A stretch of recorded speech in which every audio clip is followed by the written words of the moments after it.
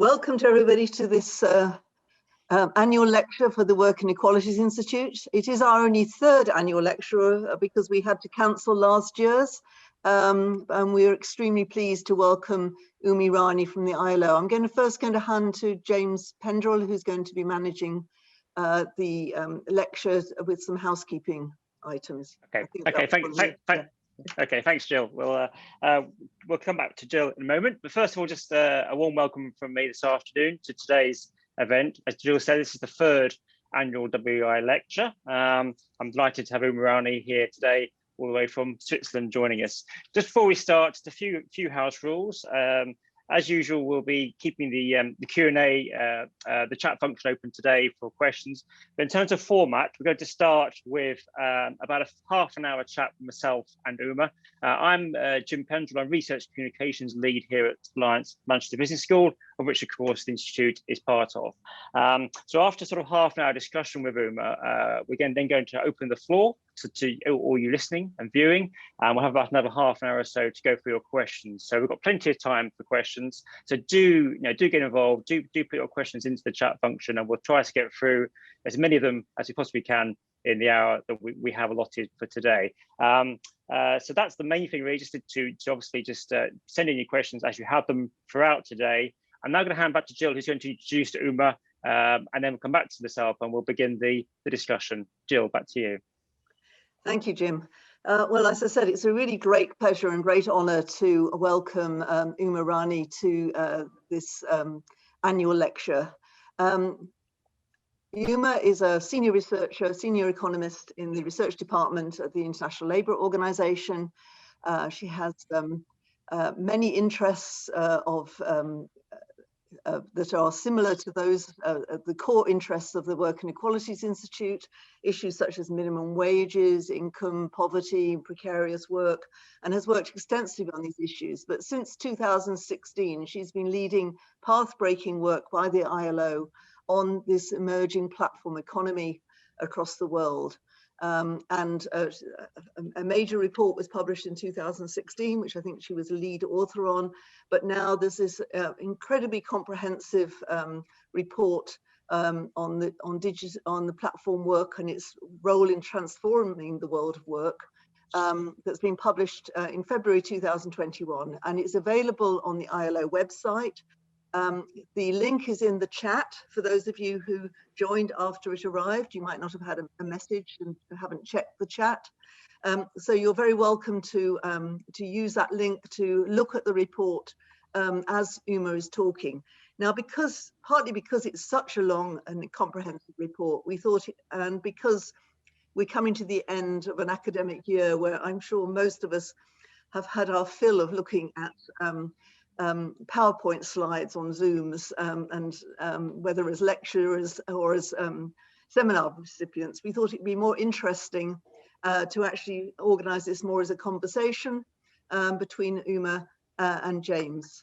I also wanted to mention that Uma is, for the second time running, the key organizer for the Regulating for Decent Work conference in the for the ILO.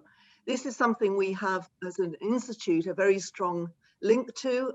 I've been on the steering committee since almost the beginning of this venture by the ILO to have an academic research-based conference every 2 years.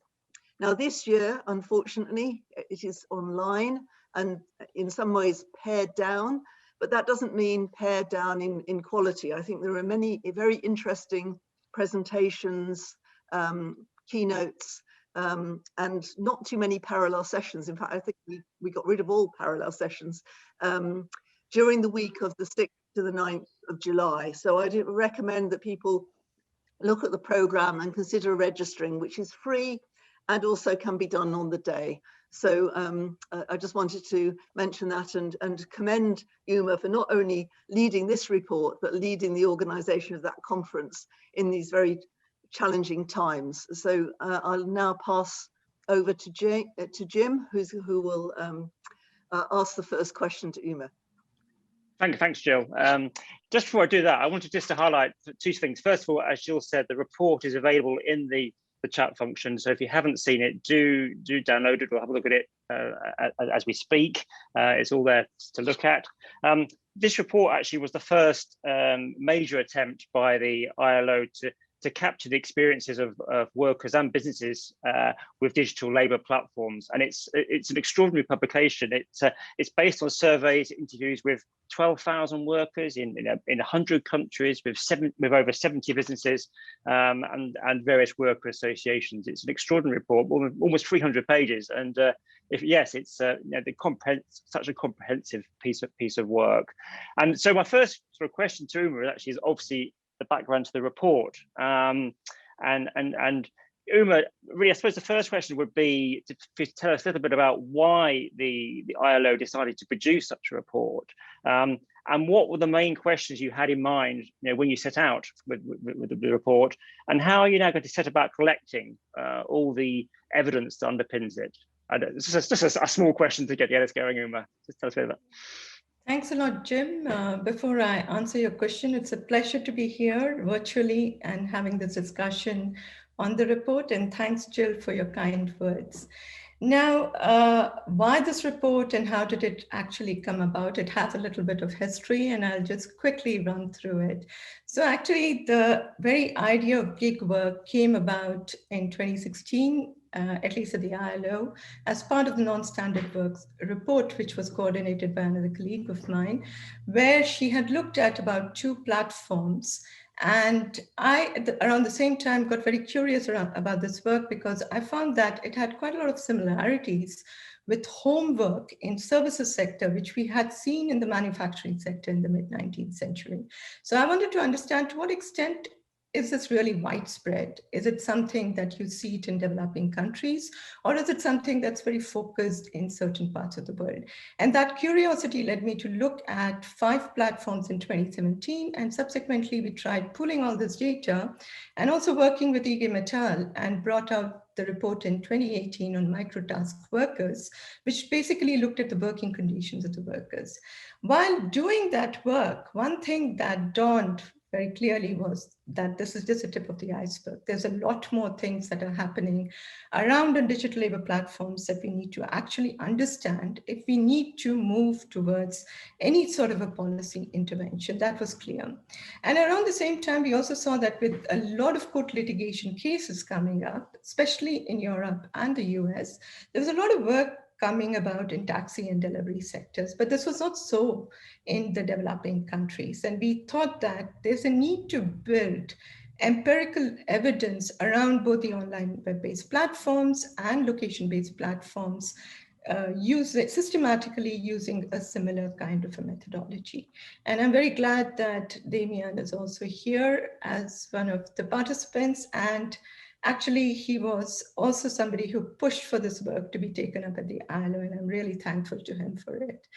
So regulation was clearly a motivation in our mind to move towards this work. The second thing that motivated us was also, as you very rightly said, both Jill and Jim, is that you know the working conditions of the workers, but you don't know how the platform business model actually operates. And it became very important for us to understand that if we needed any sort of an intervention to be made in the design of the platform, or how the algorithmic management practices are actually undertaken there.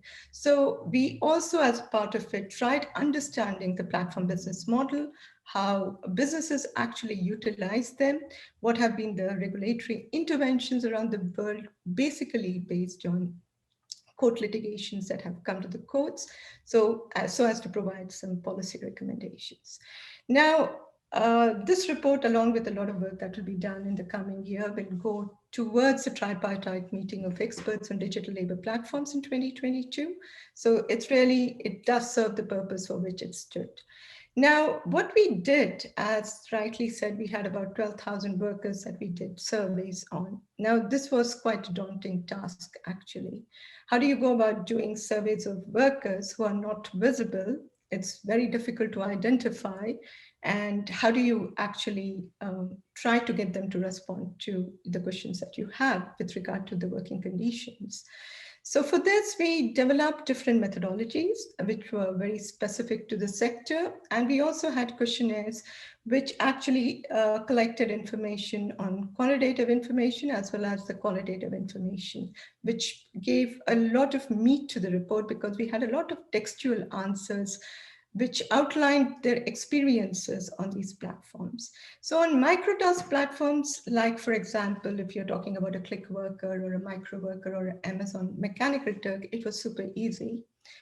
It was difficult to get access, but once you got access, it was easy where you could actually float the questionnaire as one of the tasks and get it done. But it was a big challenge on freelance platforms, where we adopted actually different strategies to conduct the surveys. So one was listing the survey as a paid task, then identifying the workers through microtask platforms and actually asking them to do a survey with screening questions to find out whether they were doing freelance work or competitive programming work, and then allowing them to do a second round survey. Then we used something like the river sampling, where we targeted workers through online advertisements. And once we had their attention, then they would click on the link and then they were asked a number of screening questions. And finally, they would take the survey based on the answers they provided.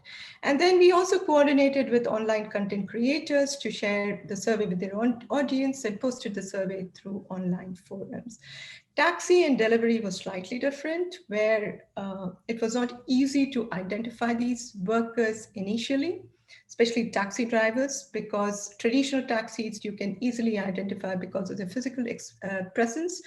Whereas with app-based, what we did was we actually spread our enumerators throughout the different cities. And we found that there were different locations in each of the cities, like, the gas stations or clusters of offices, complexes, or shopping malls or airports or railway stations. And during different times of the day, during different periods, we would actually go and either do the survey right there or take their phone numbers and organize it and go about doing it. With delivery workers, it was slightly easy where they were in certain locations like restaurants, shopping malls. So it was where they gather, and it was easy to actually establish a contact and then either do the survey in person or try to get their details and follow up. We, as the report only came out in February this year, we were also in a sense challenged to actually find out what the experience of these workers was during COVID and what the impacts were. So for that, what we did was we did a resurvey of a very small sample of about 10% last year in July, August, and these were conducted basically through telephone, online, and people were quite open about participating in the survey, largely because they wanted to share their experiences with us. So what's coming across here is just the challenge of actually putting together this report were really significant, weren't they? As you say, identifying the people concerned, actually then approaching them and getting in touch with them. It was a major exercise in itself. Yeah. Yeah. Okay. I mean, something that's worth mentioning. I missed. Sorry, did you miss that? Okay. Yeah, I just missed that. Sorry. The challenges of actually putting together the report were significant, weren't they? In terms of actually getting hold of the people to interview, the firms, etc., and actually then collating all the information, a major undertaking in itself. Yeah, absolutely. Actually, this is absolutely. This was one of the major challenges that we faced. Rather, if you look at it, actually, we zeroed down only in taxi and delivery sector for the report, but we had gone about doing, we had planned to do surveys of nurses or caregivers, domestic workers, beauty workers, and tutors. And we couldn't get across many of these sectors, largely because workers were either not willing to participate, because there's also this huge fear that they have that if they do talk to us, then the platforms might get to know and they might not get access to work. So they would not speak. And I think in one of the cases, in one of the countries, we had workers telling the platform companies, and we were completely blocked. We were told, there was a message that went to all the workers on that particular platform saying that ILO is doing the survey, so please do not respond to them. So, Yeah. this was one of the biggest challenges that we faced. That's why we ended up with some male-dominated sectors in the location-based platforms. Sure. Just something that's worth mentioning actually at the beginning here is that in your report, you distinguish, don't you, between online web-based platforms, which is i.e. tasks or assignments, which are performed online or remotely by workers. And you could obviously contrast that with location-based platforms, which is obviously people physically, like a taxi driver or etc., or delivery worker going out. And that's quite an important distinction, isn't it? Which I think can get a little bit lost in this whole debate about platforms. So it's important, isn't it, distinction that you made. That's come on to a question that we had for you, Uma, which was, the increasing popularity of the concept of a platform business model, which is something which perhaps wasn't really the lexicon of 10 years ago, but is very now. What is distinctive about the platform business model? What are the key elements of the model? Yeah, it's good that you made this point about the distinction between online web-based and location-based platforms, because I think from a regulatory point of view, this is very important, because one is operating virtually across multiple jurisdictions, and you have another one which you can somehow pin it down to a regulatory system within the country. So I think from a regulatory point of view, you do find that the way you approach it is very different. But when it comes to the business model itself, we have now looked at all these different types of business models, whether you're talking about competitive programming or innovation platforms, as some would describe, or contest-based or freelance or microtask. At the same time, you can look at taxi, delivery, caregivers, or domestic worker platforms. There's certain features that are very similar. They have very common elements. They are very distinct. And I think this distinctiveness, in a sense, is what is changing the organization of work and work processes, and also changing the entire management practices of a firm or a business model per se.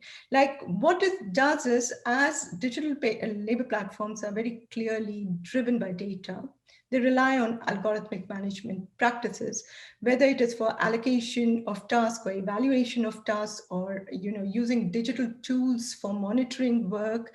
So there's a fundamental departure that you see from a traditional human resource management kind of a system.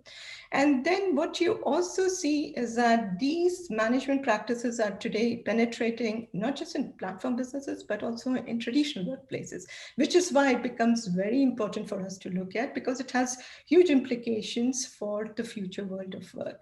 The second thing, which is very important for us to keep in mind, is that they are changing the way work is organized, where you're shifting the entire responsibility of investing in capital assets or operation of a particular business onto the workers. So that makes platforms very asset light, while the burden is actually shifted onto the workers. Like, what do I mean by this? Now, when we are talking about online web-based platform workers, now they all have a computer. Now, normally this work would have been done in a traditional workplace with a firm providing you these equipments, but now all of this is borne by the worker, and he also bears the cost of whether it is internet, whether it's electricity or other inputs that are needed. And similar is it for a taxi worker, where you have all this fuel or maintenance costs and the car itself, which you actually have to purchase. The third thing that is happening with this business model, which is again fundamental from an employment point of view, is how it is further creating a dual labor market. Now, we do know of dual labor markets existing also in developed economies, much more in developing and less developed economies. But here you have a core workforce with a proper employment relationship, getting all the benefits.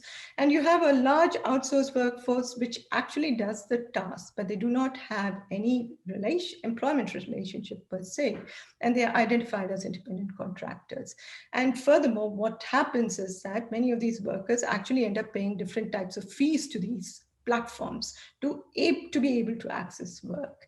And the working conditions are regulated by the terms of service agreement, which is not what you normally would have, because you have a labor regulatory system that exists, which would actually decide what kind of an employment relationship that exists and what your workplace protections and entitlements are, and that's missing.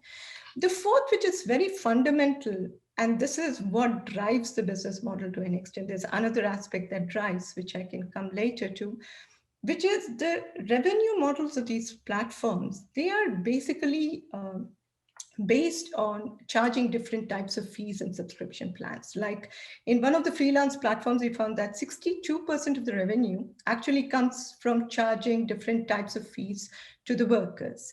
Now, this is actually contrary to some of the international labor standards we have, whether it's the Minimum Wage Convention or the Private Employment Agency Convention, which actually very clearly prohibits agencies, employers, and intermediaries from charging fees. And in location-based platforms, further, we find that it's not only commission fees that is an important part of their revenue, but what they do is they also collect data as part of this whole process. And data being the new oil, it also creates a lot of revenue because data is in a huge demand today. So there's a huge market of sale and buying that is happening around it. And finally, what we have not realized, and that's what is fundamentally being changed by this business model, is you have a open labor market today, which is a global labor market, where the labor price or the price of the task or occupation is actually being determined through the demand and supply, where the reservation wage can be as low as zero, because you're talking about developing countries on one end and developed countries on the other end. Now, this model comes in and undermines the very well-established collective bargaining systems or minimum wage systems that have been established in many of the countries, given the entire way in which the nature of work has been fractured. So I think these are some of the elements or distinctive features that I see of this platform business model, which has implications on work. Yeah, and each of those points in turn have far-reaching consequences, don't they? Each of those four elements you mentioned, but actually put it all together, we're talking about a huge change in the world of work. Nothing short of that. You mentioned there in the report, you talked a lot about the revenue model. Without going too much detail today, you talk about how crucial that is to the platforms you just discussed there. Really, I mean, what role do you see also the injections of capital, so like venture capital, for instance, playing in the development and expansion of these platforms? Just briefly on that point. Yeah, just let me mention 2-3 things very quickly on that. I think this model wouldn't survive without venture capital investments. I think venture capital investments are the core parcel of this model, and they not only invest in setting up the model, but they also invest in the operations of it. Like the entire network effects that we talk about, what are they? It's basically trying to get more clients onto the platform and getting more drivers onto the platform if you're talking about the taxi platform. So the way the model works is by incentivizing both sides of the market. And a lot of venture capital funds are actually utilized for it. And what we have seen, and we say this in the report very clearly, that there's a larger dominance of certain sectors, and very clearly we see taxi sector being the dominant as far as investments are coming in. And even in taxi, if you look at the investments, about 75% of the investments goes to just 2 companies, that is Uber and Didi, compared to other platforms. And Uber, if you take the example of Uber, it has never made any profits. And despite making losses, it keeps getting a lot of funding injected. Further, venture capital funds are also used for mergers. And here we see, like, I think one of the recent examples we have is Just Eat Takeaway, which has taken over a number of other platforms and also merged and has been able to raise an enormous amount of revenue. So the notion on which this entire business model exists and why the investors are investing in is with the hope that there would be a winner in the end of the game. And that winner would basically dominate the market and actually rule the entire space of the platform economy. And this you see not only taking over within a particular sector, but you also see it across a range of sectors that is happening. And there are also huge investments that these platforms which are not profitable are actually making. Like Uber makes investments in about 17 sectors, from transportations to robotics to agriculture, almost name it, and they have their investments. And I think there is very clearly a concentration of economic power that is happening as a result of it. Yeah, sure. I mean, as you say there, I guess consolidation of the market globally Yes. is taking place as we speak, really, isn't it, at this stage?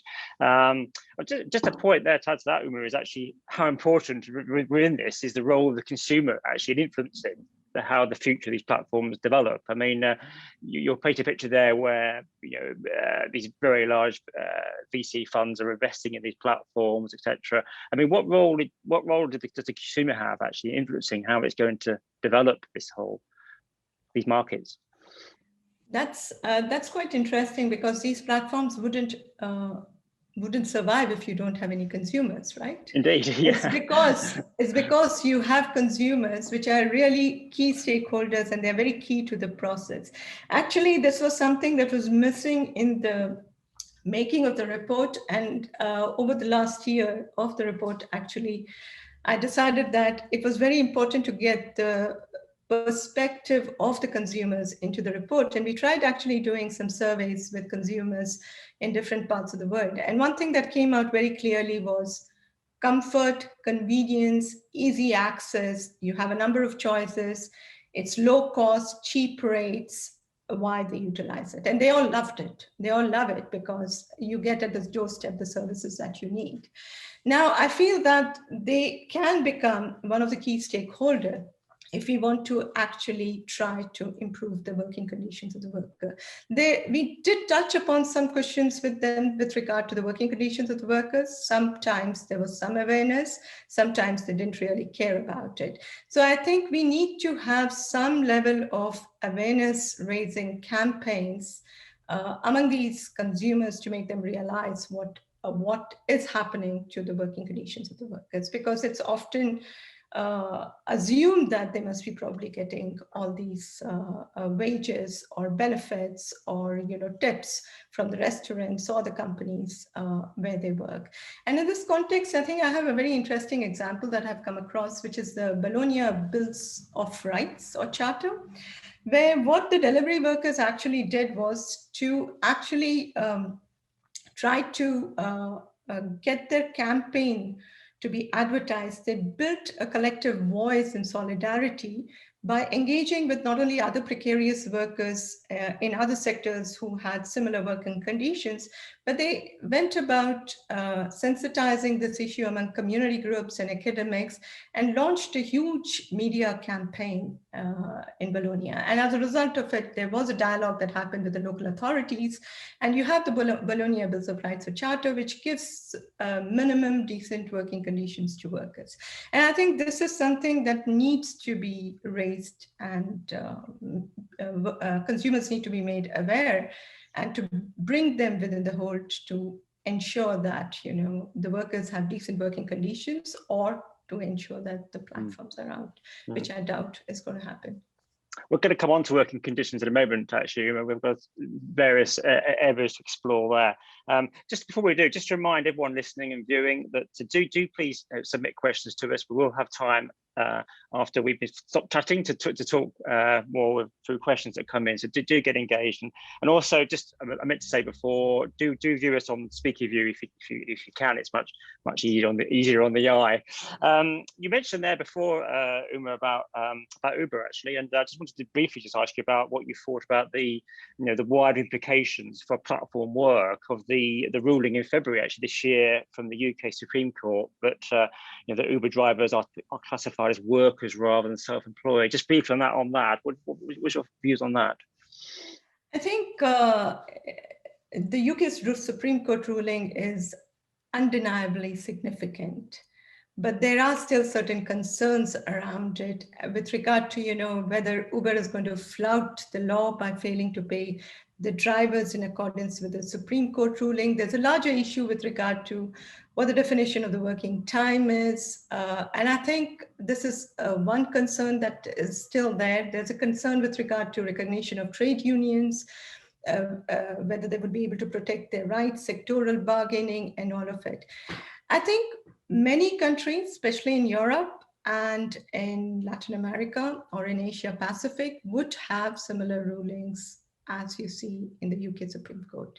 To what extent it would transit to online web-based platforms is a big question, because I think unless and until a case comes to the courts through litigation, it's very difficult to determine, what is going to happen. But having said that, I'd like to make 2 points here. One is that one needs to understand that a lot of it happens dependent on the nature of institutions we have. And where you have countries which have well-developed institutions, you can see such court rulings happening. In developing world, largely if you're talking about Asia, Africa, and some parts of Latin America, where you do not really have well-developed institutions, it would be very difficult to imagine such a situation coming around. And I think this very clearly calls us for a need to have proper regulatory institutions and also enforcement mechanisms within it. The second issue that I'd like to say is that I think one needs to be very much aware about the business model, and one needs to be aware about these platform businesses. If you look in detail, the platform reports, even Uber, for example, they very clearly see the risk of employment status as one of the biggest risks. So, they are going to alter their business model the way they want so as to get profits. There's already a thought process that is happening coming from the investors saying that why don't we have 2 different business models, one for developing countries, one for developed countries, where you have institutions. And the argument goes very simple.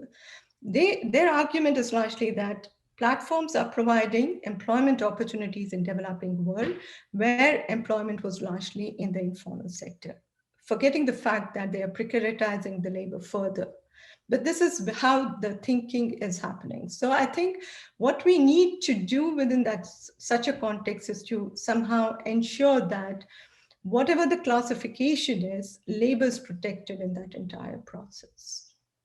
Okay, very, very interesting. Okay, let's go on to working conditions. This is something that we touched on before, wasn't it? And there was there's a very striking quote in your report from a platform worker who, I quote here, says, "The online world is full of opportunities and hopes, but of course also full of various traps and pitfalls," which was a very interesting comment. And those you I think in the report you sort of say that these traps and pitfalls tend to dominate, i.e. long hours of work, that a third of every hour of work can be unpaid, less than a fifth of workers have social protection, more than 80% of microtask workers experience not being paid for their work. The question here then, Uma, really is, are the opportunities and the hopes only illusions, or are there actually any real benefits of platform work? To a very large extent, they are illusions, actually. The working conditions that we have found on all the platforms have been quite dismal, any indicator that you take. If you want me to just point out some of the opportunities that exist, there are very few, and let me put it down very clearly. And that too, I think it's very important to look at it from a different lens. And it's about how the platforms can also exploit such workers for their benefits. So what it does is it benefits migrant workers or refugees who move to another place. And what we have found is that these migrants and refugees are very highly educated. It's very difficult for them to enter that labor market because of certain restrictions. And what these platforms do is provide those people's livelihoods. Similarly, you do find that people with disabilities do find working from home more conducive than going to a workplace. So it does give them some opportunities. It does give opportunities for women who are not able to enter the labor market, either because of care or childcare old age care or childcare responsibilities. So you do see some of these opportunities there. But again, even within this group, what you find very clearly is that with regard to the pay that they get, with regard to the other working conditions, it's quite dismal. So I think if you put it in that perspective, it's very clear that there are more pitfalls than benefits. One area where I do see that there were benefit is that in competitive programming platforms. That was very interesting for us to find, because what's interesting is this is globally, it's not even specific to certain countries or certain parts of the world.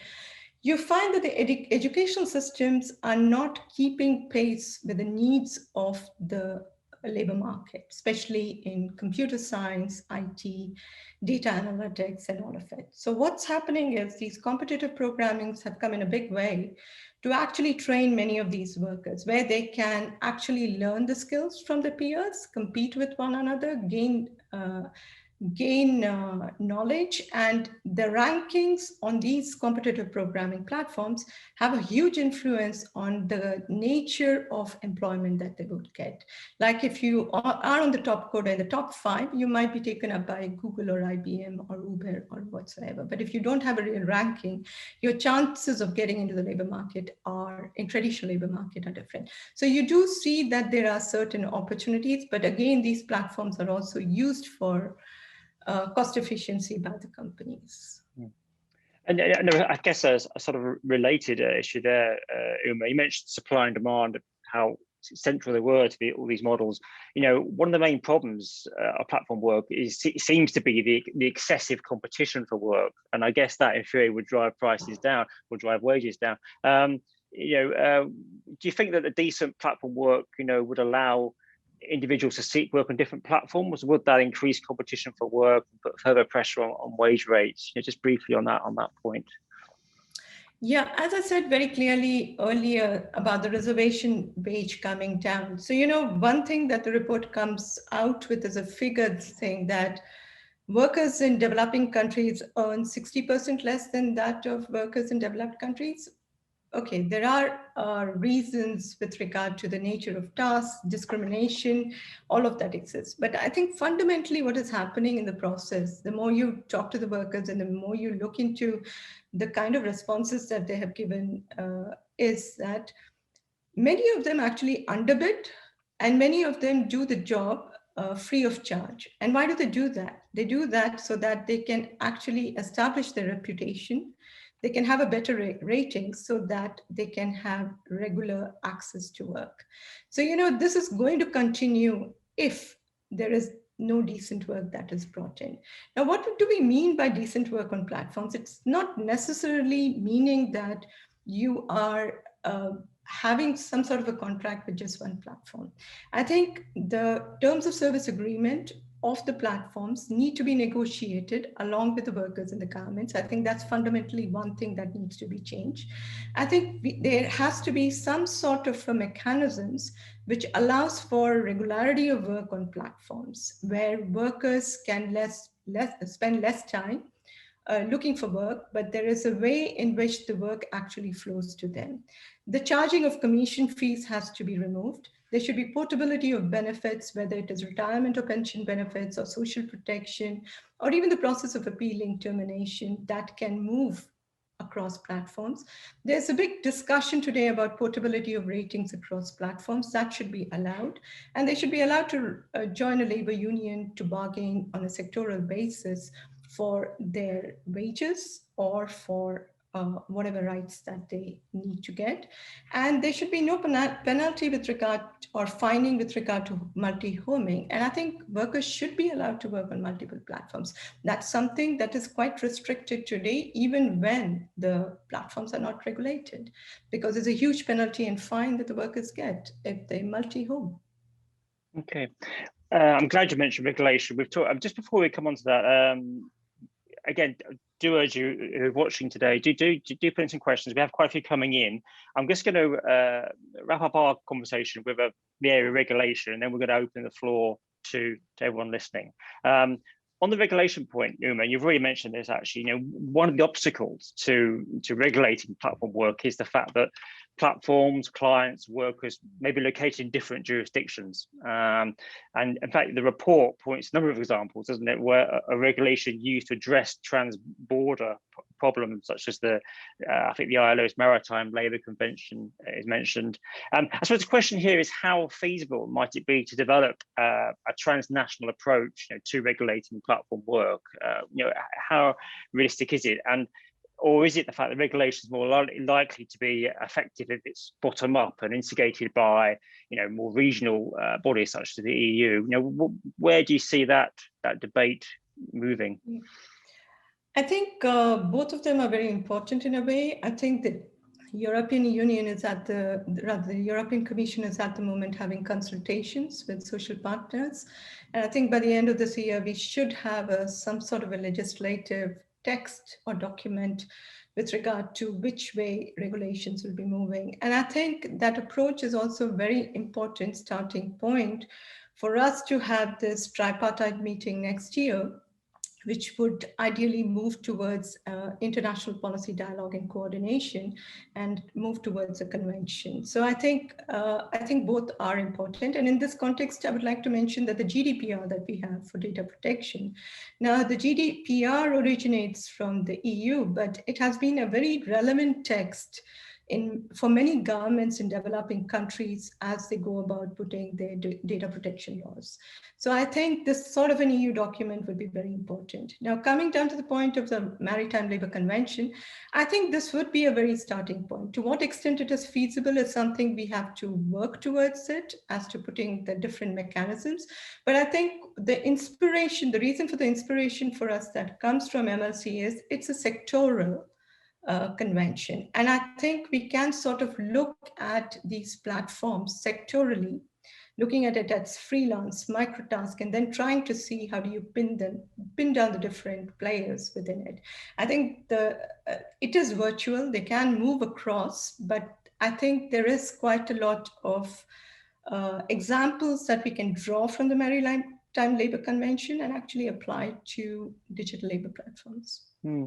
And I guess another question here, and you mentioned again this before, actually, didn't you, that the extent to which, well, both companies and investors are going to sort of maybe produce voluntary codes of conduct on the principles of, is that a positive way forward? Is it going to be the case where actually companies and investors take their own decisions to maybe preempt further regulation down the line? Yeah, I would rather say that is a very good mechanism to say that, well, we don't need regulations, we are doing something around it. For me, that's very clearly soft laws. And it's a good starting point, but it doesn't lead you anywhere. And I think these soft laws have been in place for a while. And there have been also attempts of trying to rate companies to improve their standards, but we haven't really seen much headway there, I would say. So I think while these are good steps forward, and it's a very good PR effort that is being done by the companies, if we need to really bring about significant changes in the way these companies operate and what implications it has for the workers, we clearly need regulations, and we need international regulations. Okay, I'm conscious of the time and everyone's time. Let's now open the floor. We've had quite a few questions come in already, and I do urge you if you have a question, to put it to Uma in the chat, and we'll put it to her. What I'm going to do is ask the person who's submitted the question to ask the question direct. So what we'll do is I'll unmute you and try and get you on screen to put the question. So Katie Myhill, I don't know if we can just unmute Katie. If that's okay, can we get Katie up on screen?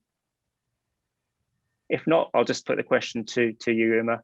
Let me put the question to you. The question from Katie was, Uma, I was wondering if you could talk a little bit about the motivations for workers actually engaging in platform work, and whether this actually vary between developed and developing countries. I think you kind of answered that question, but just perhaps a bit more on that point. Yeah, sure. I think the motivation did differ across countries. It also did differ across platforms. I think when you talk about taxi and delivery platforms, it was much more because of lack of opportunities that many of them actually moved towards the sector. And it was also that pay was better than what was available in other sectors. I think in this context, I'd like to make one point that the way this, I think one thing that we need to understand and realize is that the platform economy is not creating, in most cases, I would say, except for microtask platforms, creating new jobs.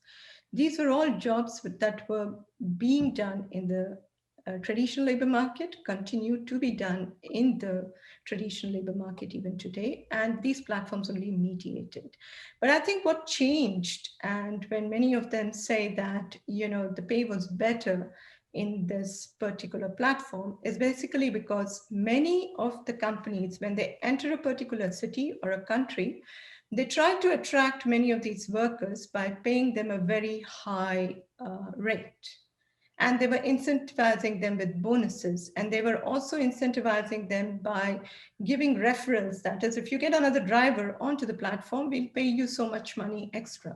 So, this was one of the factors that led many of them to say that pay was better. But that has to be contextualized, otherwise it can be misunderstood, because after a period of time, all these benefits go away. And what you get as a rate is far lower than what actually the traditional sector provides, which is actually in a way regulated market. Now on the microtask platforms and between the developed and developing, what was very interesting was it was the nature of tasks in certain countries on freelance platforms, which allowed them more flexibility. That was the reason for more developed country workers to say that. And also for women workers, the flexibility is what actually led them to take up. The other reasons, which were very similar across both regions, were complementing pay for work. That was sort of a dominant thing. So that basically also speaks about the situation in the traditional labor market, which is not necessarily very good. Okay. We've got lots of questions coming in now, which is fantastic to see. And if we don't get through all of them, we will, of course, send them direct to Uma to reply to. Can we see if we can get Damien Grimshaw up? Unmute Damien. He's got a picture. Got a question for us. Yes, I can see. Can you hear me, Jim? Yeah. I can hear Damien. Yeah. Do you want to just I know most people may know you, but just introduce yourself, Damien, and then put your question to Uma. Yeah, Damien Grimshaw at King's College. Uma, no, that was really good. You've covered a lot already. What do you think about this issue about working time? I mean, I know you covered this a lot in the way you've tried to collect pay data. So you've tried to disentangle the unpaid from the paid. I suppose my question is whether that's going to be increasingly difficult. I mean, you're researching the sort of extreme of really high-tech work, which I suppose we're all experiencing now through teleworking. But we know there's increasing porosity between this division between paid, unpaid work, between work and life, and so on. I mean, how does the ILO grapple with this in their collection of data on working time? And what does it mean also for national governments who need to monitor and protect people's working time arrangements? That's a very good question. And I think it's dawning on a lot of people more with the remote work that we are all doing, where it's further blurred, where I think we are all the time on to the computer trying to do work. But I think the whole issue here, but the difference is that, well, we are paid in a way for both our paid and unpaid time. But I think the problem here comes upon is that one of the arguments that is coming up is self-employed workers always did that. Freelance workers always did that.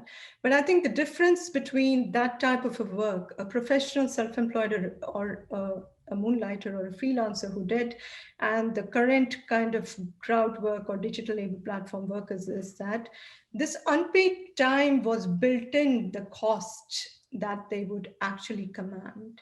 And this is not what is happening today. And I think we need to build that within the cost and then do it. A very simple example is, and this is a developing country example I would like to give, is when you're talking about taxi drivers, you do know that the taxi charges are here. What's the reason for it to be here?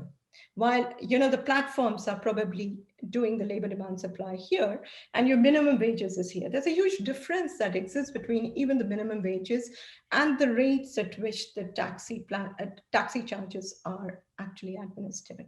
The reason is they take into consideration all this unpaid time, the waiting time, the fuel costs, a whole lot of other factors that go in, because you might not get the same number of customers every day. So, you build it in so that over a period of time, even a month, you're sure that you have an income which is a decent income. So there's a lot of thought process that has gone through it.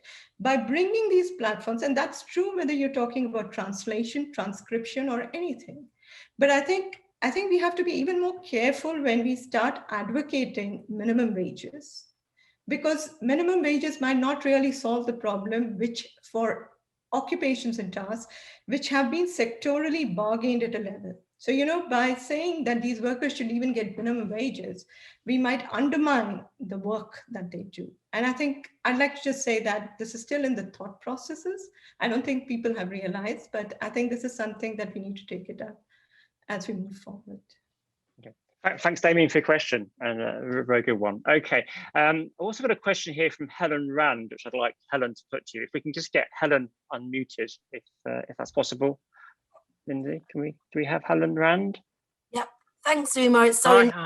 Hi, Helen. Hi, Helen. Can you just introduce yourself and then put your question to Uma, please? Sure. My name's Helen Rand. I'm a lecturer at the University of Essex. Thank you so much for your talk today. I just was curious because you mentioned it, and my own research is with women who access platforms, but you said how difficult it was to access women. And I just worry or wonder how you think we might overcome this as researchers, but also, is there a risk that women are experiencing worse conditions because they perhaps are more invisible within the debates, but also in terms of how we access them in the research? Thanks, Helen. Uma. I would say it's possible. It's difficult for me to say that this is the case because I haven't done it, but based on some other researchers who have been able to access at least some of the workers and have looked at it, you do see that the working conditions are quite worse. But I think I haven't given up researching these platforms. I think part of the new work that I'm doing this year and next year in 4 countries, we actually focus on especially some of these platforms which are dominated by women. And one way to go about it would be to sort of have a stakeholder meeting and get the platforms to understand why we are actually trying to do this work and get them party to it and then go about getting access to the workers. But one thing that I have observed as part of the report that I was doing is, especially when you're talking about domestic workers, these are very low-end, low-educated workers. They don't even have a mobile phone in many developing countries, and they depend upon their spouse's mobile phone. And to reach the worker to do the survey, we had to go through the spouses, and they wouldn't give us any access. So that became for us one of the biggest challenges to access domestic workers. With regard to caregivers, the unions were willing to give access to us, but we had to go through them, and we wanted a representative sample and not a biased one. And they did give access to about 4 workers where you got the same story again and again, where it was more about how unions are actually helping them improve their working conditions. But we wanted to know more about the experiences, which we could not get. So I think we need to find different ways of finding these workers, which is not easy. They are invisible, as you know. I think most of these workers are invisible, but I think we need to find different mechanisms of reaching these workers. And I think, I'm hoping that this year we will be able to make some breakthrough with this. Helen, would you want to come back on that? Do you have any, thank you, Uma. It's just encouraging. We're finding new ways to do it, isn't it? I think that's right. We've got to keep looking and finding ways to access women in these debates. Yeah. Thank you, Uma. Okay. Thanks, Helen, for putting the question. Thank you. Another question came in from Greg Bamber. I don't know if we can get Greg up on the screen. Greg? Hi, can you hear me? Hi, we can hear you fine. Just introduce yourself and just put your question to Uma, please. Thank you. I'm at Monash University in Melbourne. Can you hear me okay? We can hear you very well. Yeah. World. Amazing. And it's a silver lining of this pandemic, I guess, that we can have international discussions and so on on such interesting and important topics. And thanks, Uma, for your great report. I'm a fan of the ILO as an important international agency, and one of its strengths is that it has a tripartite governing body. To what extent, I wonder, is that tripartite structure also a challenge in producing such a report on this controversial segment of the labour market? To what extent does it mean you have to compromise your recommendations in the face of competing interests? For example, the big tech platform enterprises have interests which conflict with those of the enterprises that they've disrupted.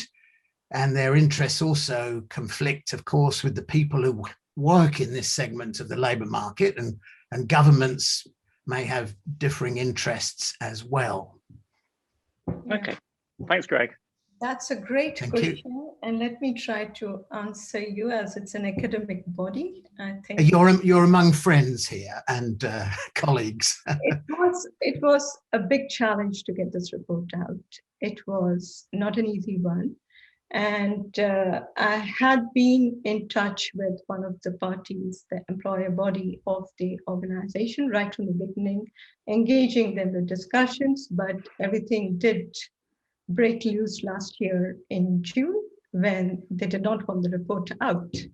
And that meant that, and one of the problems that I started facing was that they felt that the 12,000 worker surveys that I did was largely people whom I picked across the globe and asked them to tell their stories. And that was something we had to get into the debate and have a discussion about how the entire methodology was adopted and how unbiased the results are. And there was a lot of discussion around what could go in and what could not go in. But I think one thing I did do, and I sort of did get the support of the organization, was stick to the line of the surveys, stick to the line to what I'd heard from businesses and different stakeholders, even the platform associations and the employers association, and go about writing the story. There was a huge discussion about not using the word worker. And they wanted the word service provider to be utilized. Well, we did not succumb to any of these demands that they had, and we decided to bring in, to the extent that the report got leaked to Uber, and Uber tried pressurizing us, wanting all the litigation cases that we had mentioned in the report to be out. But we decided not to change anything, rather strengthened quite a bit of material around it. And I also realized very quickly, working on the report, that just focusing on the employment relationship might lead to a big compromise, for the simple reason that there's a whole part of the world where these employment relationships don't make any sense, largely where you have informal economy workers, where getting employment is more important. That's one of the reasons that I decided to go with, irrespective of the employment status, all workers need to should have universal labor standards and fundamental principles and rights at work. So I would like to just say that I did not necessarily compromise on the report, despite the pressures. And I was lucky enough to have the support of the administration to release it, which I was not sure 2 weeks before the launch of the report, I have to confess. Thanks, Greg, for that really interesting question, and thank you, Zuma, for being happy to respond to it. I'm conscious it's 2 o'clock, but we have quite a few questions that still to come through. If everyone's happy, I'm happy for it to run for another 10 minutes or so. If you do need to go away, of course, you've got a meeting. But if you can stay for another 10 minutes, I think we'd just like to get through just a few more of these questions that have come in, because they're fantastic questions. Is Vanessa Fuertes, can we get Vanessa on screen? Is that possible? Vanessa? Oh, can you hear me? Just about, yes, just about hear you. Can we? I'll shout a bit. Oh, here we are. Yes, yes, great. Vanessa, just introduce yourself and just put your question to Uma, please. Thank you. I'm a lecturer at the University of the West of Scotland, and thank you very much for your presentation and for your report, Uma. I wanted to ask, obviously in the report you say that COVID-19 has accelerated these platforms, this business model, and it's obvious that that's the case. So my question is, has COVID-19 make it more difficult for governments perhaps to listen or to bring in the regulatory needs to protect these workers? And also, has this coronavirus made more acceptable to work and to use these platforms? How do you see the effect of COVID-19 on what is happening in the nature of work? Yeah, very Thanks, good. Vanessa. Yeah, good. Sorry, Uma. Let me try to break it into two questions and answer it. One is about the online web-based platforms. Now there, what we have seen very clearly is there has been an increase in the supply of labor. That is, more workers are registering themselves to work. And we also see that there is a huge demand for work actually on these platforms. What's interesting there is, like, just before the COVID-19, we always saw that most of the clients were from Global North and the workers were from Global South. But now with COVID-19, you see a lot of regional players. You find a lot of Global South clients actually also outsourcing work onto these platforms. This is leading to an underbidding or reducing the wage rate on these platforms. So that's something that you see clearly happening. Now with the location-based platforms, depending rather in all the countries where we did the rapid assessment surveys to actually capture the impact of COVID, we found that 70% of the taxi drivers and 90% of the delivery workers found it very difficult to get work, which had huge impacts on their earnings. Many of them discontinued because they could not anymore continue and they started looking for other opportunities. And those who continued also had to do multiple jobs to actually earn incomes. Now the responses now towards this, well, there are companies that had gone about providing certain social security benefits, which was really marginal, nothing more. And I don't think that that would continue beyond a certain period of time. But the government responses have been very different. I think there you can really see a divide between Global North and Global South. And even within the Global South, there is a sort of a divide. Like in Latin America, you do see governments a bit more active in trying to have a discussion with regard to what kind of regulatory mechanisms need to be put in place.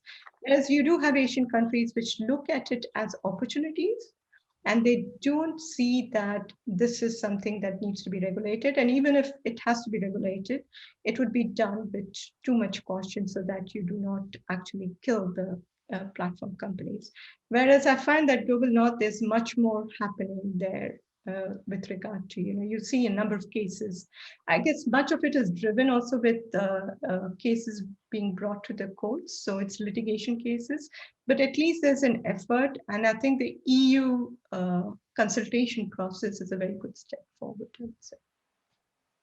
Okay, thanks, Uma. Thanks for your question, Vanessa. Okay, I'm just going to take one final question because of time. I'm going to go to Tony Dundon. If we can get Tony up on screen, that would be great. If we can unmute Tony. Hi. Yeah, hi, Tony. Hi. Just introduce yourself and just put your question, please. Hi. So, hi everyone. My name is Tony Dundon. I'm at the University of Limerick and also at the Work and Equalities Institute at Manchester. Maybe a very brief question at the end, and fair play to you, Uma, for insisting on the word worker in your report. So thank you for that. That makes a big difference. My question is perhaps a practical one, and maybe you didn't involve trade unions in the data of your report, but what advice would you give to trade unions, and whom should they bargain with? You indicated about sectoral bargaining and the importance of that, but in many liberal economies like the UK or Ireland or Australia, there is a pressure for more workplace level bargaining. So whom should trade unions bargain with if they seek to organise workers on these digital platforms? Is it the platform itself? Is it the client? Is it some other institutional or mediating body? Any tips for trade unions? I think that's a very, very good. Very good question, Tony. Sorry. Challenging again towards the end. But I think this is something, this is a discussion that is ongoing with regard to, how to engage within that process. And clearly, I think one of the parties that the trade unions need to engage with is a platform. And I do understand very clearly that some of these platforms work across a whole range of occupations, which if you get into a whole sector kind of an approach, it might be very different. But I think the first bargaining process has to be with the platforms. And then if there are big players, you have big clients who are actually outsourcing work on some of these platforms, like if you're talking about micro-task platforms where you have IBMs and the Googles actually outsourcing a whole range of tasks. I think it has to be both of them with whom trade unions actually bargain. And when you're talking about platform companies like taxi or delivery, it's very clearly the taxi, that particular taxi platform. And I think the consumers need to be made more aware about what's happening, and to ensure that the price of the order or price of the ride is not as such the market demand supply, but at a much more regulated level, I would say. Okay. Thanks, Tony. I think it was a fascinating question in which to finish, and I think it shows that we could talk about this really all afternoon. There's so many different areas, aren't there? Here we can that merit further discussion.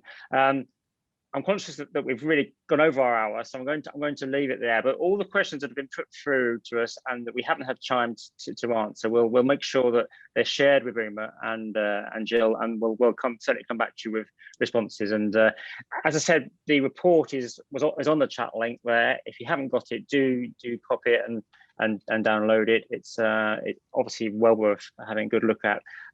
So just from me, I'd like to thank everyone who's taken part today, who's got involved and asked us questions. It's been a fantastic response, and you've been really engaged, and I hope you've enjoyed the last hour of debate.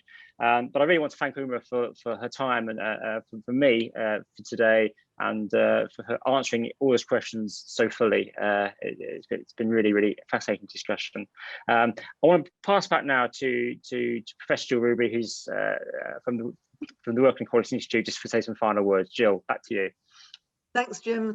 Thank you for managing that really fascinating session, and thank you, Uma, for that really comprehensive and really interesting view, and also thanks most of all for doing the work and sticking to your guns and keeping the word workers in and all the other things that you've done to bring this to fruition. I think this kind of report couldn't be done very easily by anybody other than the ILO, but I know, as it's a very political institution, it's also not, it's not so straightforward, and it does require determination and clear-sightedness of what the objectives are. And I think we all recognize that in your description of the methodology and the challenges you had to overcome today. So that was absolutely fantastic. And just a final word to remind people to register and log into the Regulating for Decent Work conference. I think there's at least a couple of people presenting from the Work Equalities Institute, and I'm also chairing a session. I've forgotten when it is, but it's on social protection, I think, under COVID. So all these issues coming up again very shortly in early July. So thanks very much, and thanks to everybody who's joined, who are not members of the Work and Equalities Institute. I hope you've been finding these events useful and interesting. Thanks also to the members of the Work Equalities Institute.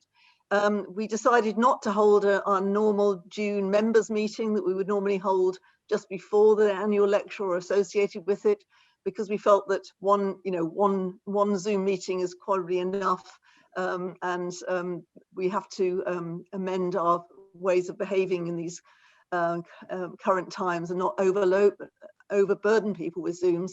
But we hope to see everybody in person at some point in the autumn. So keep your eyes and ears, or your email account open for those events. So thanks very much again.